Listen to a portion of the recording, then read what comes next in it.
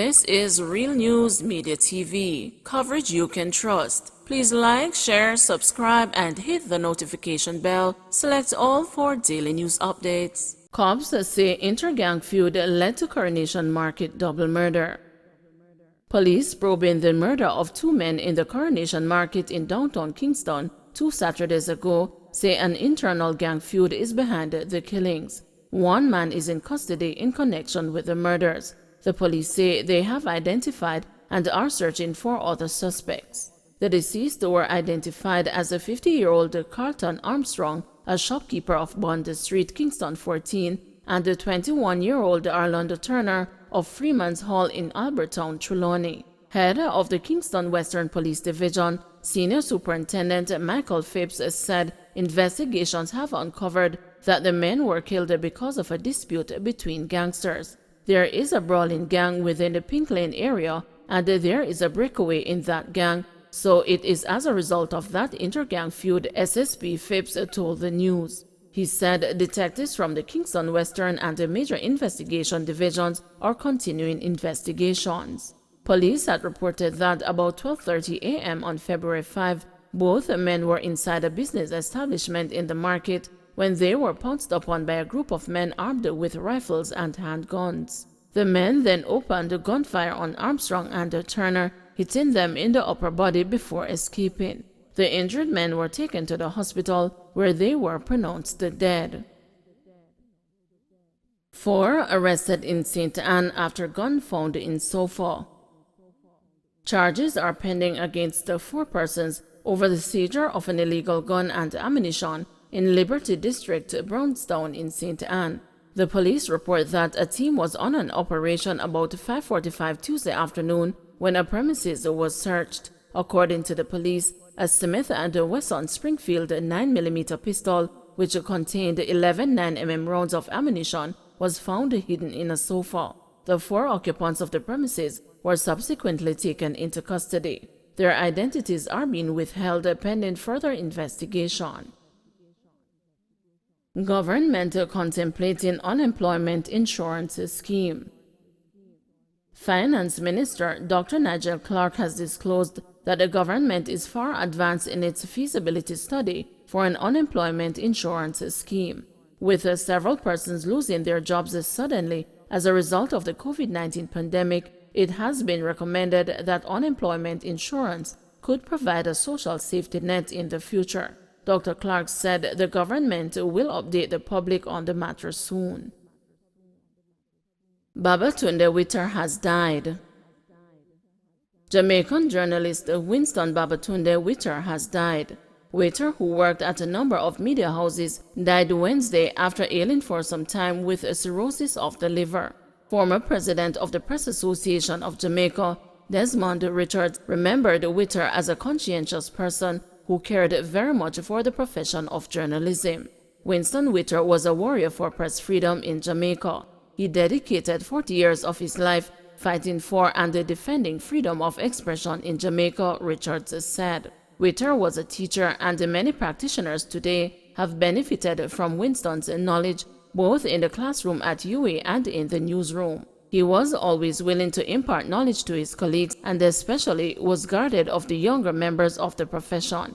Witter was a bold and courageous journalist, and his work in journalism will live on, Richards continued. Witter had stints at the Gleaner, Jamaica Observer, as well as now defunct publications Daily News, Jamaica Record, Jamaica Herald, and the Sunday Herald. He also had broadcasting stints at REFM, Class, and the defunct Hot 106. 21-year-old gunned down in St. James.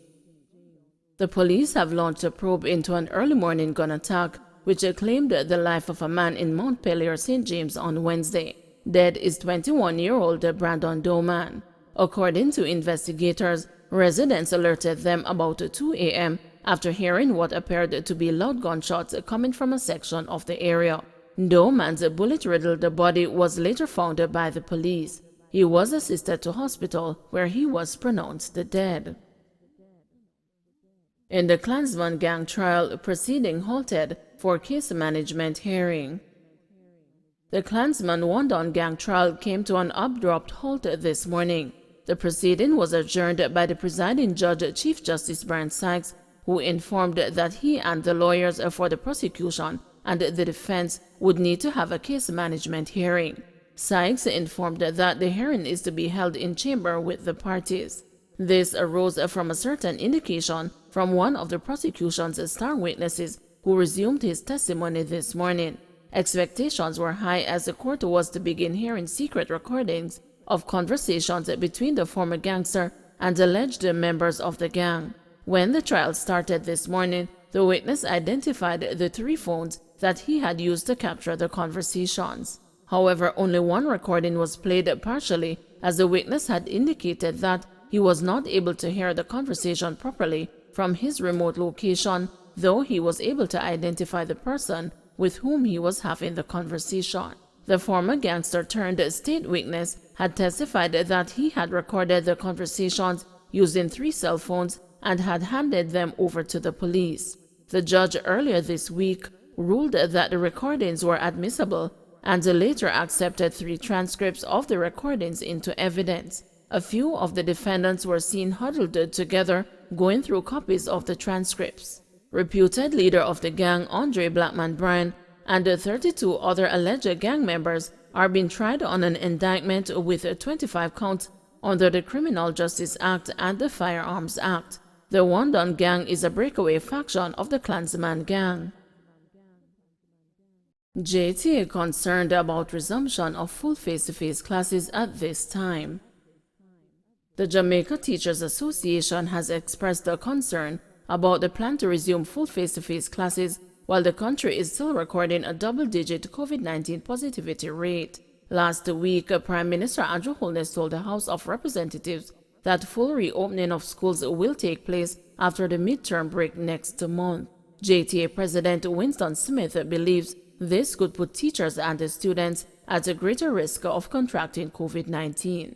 There are many schools where you'll find over 30 or 40 students in a 16 by 16 room.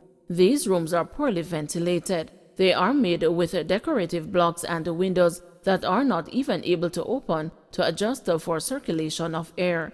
Our school system is not pristine as we'd want to believe or think, he argued. Putting all our children in a space like that exposes both the students and the teachers to greater risk because our positive rate is not at 3%, you know. The positivity rate the last time I checked is at 15%. Yes, it is trending down, but I'm suggesting to us that rather than rush back out full force at this time, let us move in a staggered way, increasing as we go along, slowly but surely based on how things are happening. Mr. Smith added that there is need for additional space in primary schools to accommodate the students. There are many primary schools with almost 2,000 students. We are not talking about schools with 70 or 80 or 90 students, you know. We're talking about schools that have always been complaining of being overcrowded and the need for additional space in the schools. To push all of these children in these small spaces, in our opinion, exposes us to a proliferation or a continuation of the virus, he warned. The JTA president also cautioned that there could be serious challenges if teachers are exposed to COVID-19. Being vaccinated does not prevent you from contracting the virus. What it does is it reduces the impact. So if a teacher contracts the virus, that teacher will have to be out of school for a minimum of 10 to 14 days. When the teacher with 40 students is out, who is going to now be able to manage those students with one teacher out? And can you imagine if there are 2 or 3 teachers who are infected? Shotgun found following killing of woman at a fishing village. A shotgun was seized on Tuesday while the police were searching for a suspect in the killing of a female vendor at the Old Harbor Fishing Village in St. Catherine. About 3:30 p.m., shortly after 51-year-old Patsy Coleman was shot by thugs, the police received information that one of the suspects was seen in Spot Gully, St. Catherine. When the police went to the area, the man reportedly fled. While the police were conducting a search, they found the shotgun in an abandoned house. Southern Regional Hospitals back to normal service. All 5 public hospitals within the Southern Regional Health Authority have returned to normal operating services following a significant decline in COVID-19 bed occupancy levels and the 6 staff members. It was announced on Monday that outpatient clinics at Mandeville Regional Hospital are being moved back to the hospital after they were relocated at the height of the latest COVID-19 wave last year.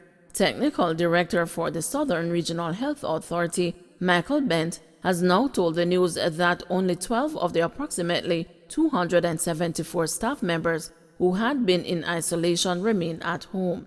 He revealed that there are currently about 38 admissions in terms of COVID across the 5 hospitals in the region. On the other hand, he said hospitalizations for other reasons range from 50% to 90% across these hospitals. Don't forget to like, share, subscribe, and hit the notification bell. Select all for daily news updates.